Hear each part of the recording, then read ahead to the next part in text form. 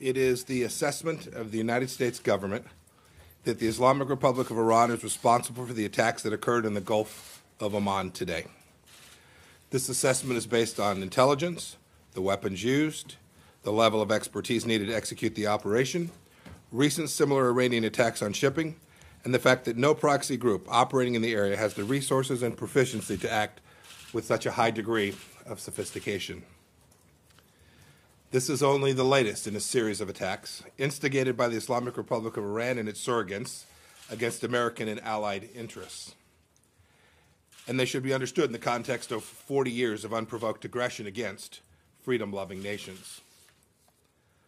On April 22nd, Iran promised the world that it would interrupt the flow of oil through the Strait of Hormuz. It is now working to execute on that promise. In early May, the Revolutionary Guard Corps attempted the covert deployment of modified dhows capable of launching missiles. On May 12th, Iran attacked 4 commercial ships near the Strait of Hormuz. On May 14th, Iran-backed surrogates attacked by armed drones struck 2 strategically important oil pipelines in Saudi Arabia. On May 19th, a rocket landed near the U.S. Embassy in Baghdad.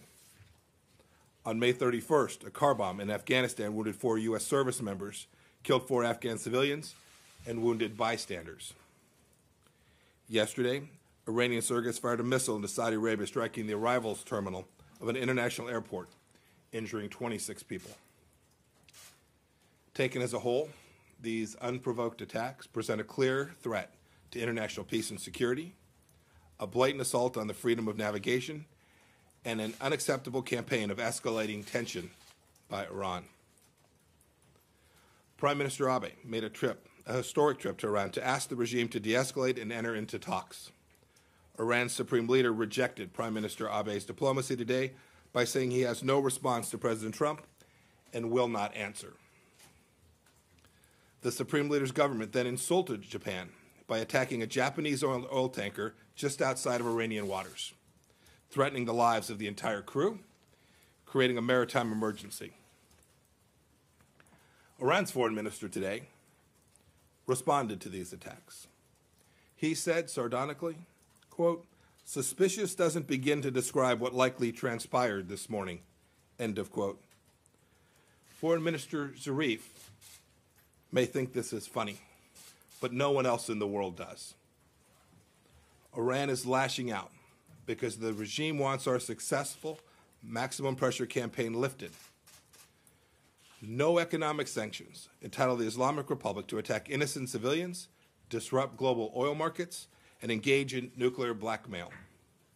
The international community condemns Iran's assault on the freedom of navigation and the targeting of innocent civilians.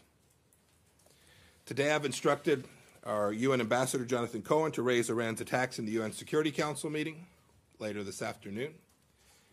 Our policy remains an economic and diplomatic effort to bring Iran back to the negotiating table at the right time, to encourage a comprehensive deal that addresses the broad range of threats.